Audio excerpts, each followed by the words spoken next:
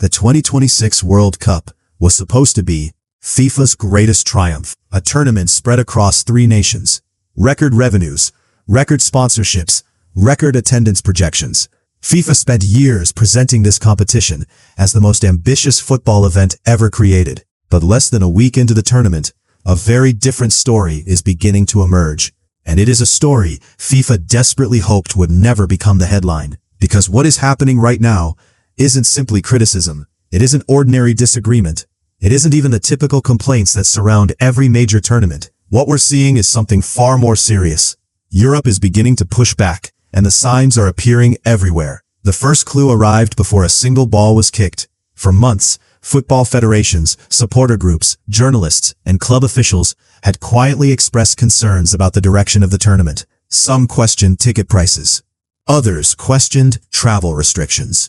Many questioned FIFA's increasingly centralized control over every aspect of the competition. At first, these concerns seemed isolated. Different people, different organizations, different complaints. But then something changed. The complaints started sounding remarkably similar. Supporter organizations across Europe began filing formal objections regarding ticketing systems. Several football associations privately questioned FIFA's management decisions. Prominent football figures started speaking publicly about issues they previously discussed only behind closed doors. Individually, these events may have appeared insignificant. Together, they began to form a pattern, and patterns matter, because football's governing structures rarely move quickly. They move slowly, carefully, deliberately. When multiple institutions begin expressing similar concerns at the same time, it usually means something larger is developing beneath the surface. That larger development became impossible to ignore after one incident captured global attention. A referee, not a player, not a coach, a referee. Omar Artan was selected by FIFA to officiate at the World Cup. His appointment represented years of work, years of evaluations, years of international performances, years of proving he belonged among the world's elite officials. For Somalia, his selection carried enormous significance. For African football, it represented progress. For FIFA, it represented the inclusivity and global reach they constantly promote. And then, he was denied entry. Suddenly, the tournament found itself confronting a contradiction. The governing body responsible for selecting officials from around the world had chosen a referee who could not participate in the very competitive. The story spread rapidly. Questions followed, and those questions exposed something uncomfortable. Because this wasn't merely about one referee. It became a symbol of the growing gap between FIFA's messaging and reality, a gap that many people across football had already noticed. The difference now was that everyone else noticed it too. Then Europe responded, not with speeches, not with symbolic statements, with action. UEFA moved quickly, exceptionally quickly. Rather than allowing the situation to fade away, European football's governing body made a decision that immediately transformed the conversation. Omar Artan would officiate the UEFA Super Cup, one of European football's most prestigious matches. The message was impossible to miss. While FIFA insisted the matter was outside its control, UEFA found a way to recognize the official's abilities.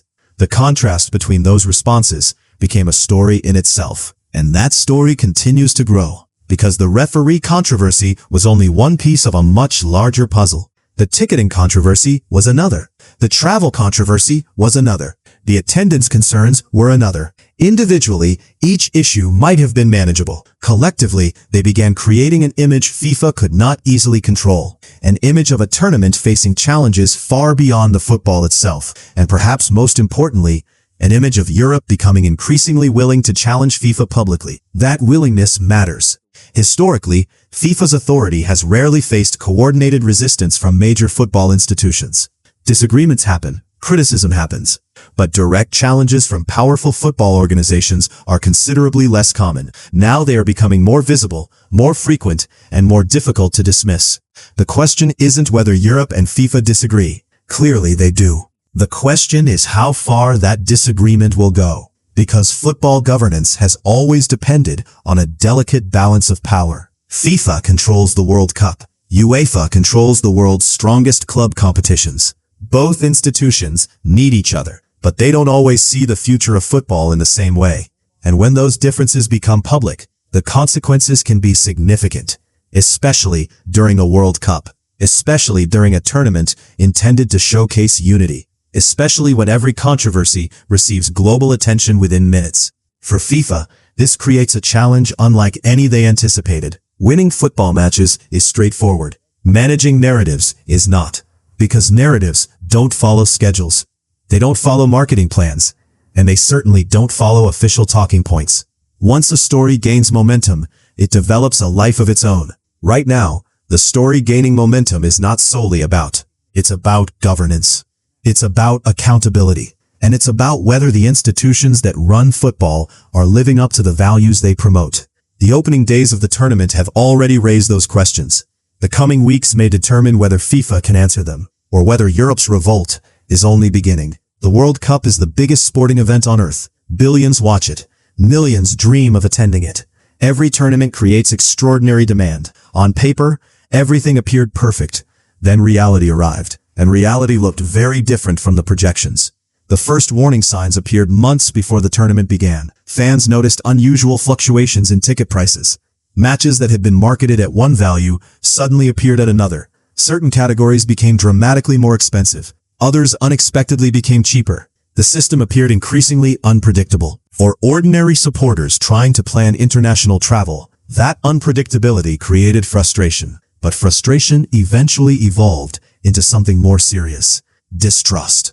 Fans who purchased tickets early discovered later that similar seats were becoming available at lower prices. Others watched resale markets collapse while official prices remained high. Many felt punished for supporting the tournament early. That perception became a major problem because football supporters are willing to spend money. They are willing to travel thousands of miles. They are willing to make enormous sacrifices to follow their teams. What they dislike is feeling manipulated. And increasingly, many supporters felt exactly that. The issue wasn't simply price. It was transparency. FIFA repeatedly emphasized unprecedented demand, yet evidence from secondary markets suggested a more complicated reality. Tickets became available in greater numbers than prices fluctuated more dramatically than anticipated. Questions multiplied. If demand was truly historic, why were prices being reduced? If tickets were disappearing instantly, why were so many reappearing? If everything was functioning perfectly, why were so many supporters complaining? Those questions spread rapidly across football communities. Supporter groups, online forums, independent journalists, national associations. Everyone seemed to be discussing the same issue. The more attention ticketing received, the more scrutiny followed, and scrutiny often reveals uncomfortable details. Soon attention expanded beyond ticket sales themselves. Observers began examining broader tournament economics, hotel bookings, travel forecasts, attendance projections, tourism expectations. Some of those numbers generated concern, particularly within the hospitality industry. Many businesses had prepared for an enormous influx of international. Some invested heavily. Some expanded staffing. Some adjusted operations months in advance. Yet reports began emerging, suggesting actual demand wasn't matching expectations. That gap created uncertainty.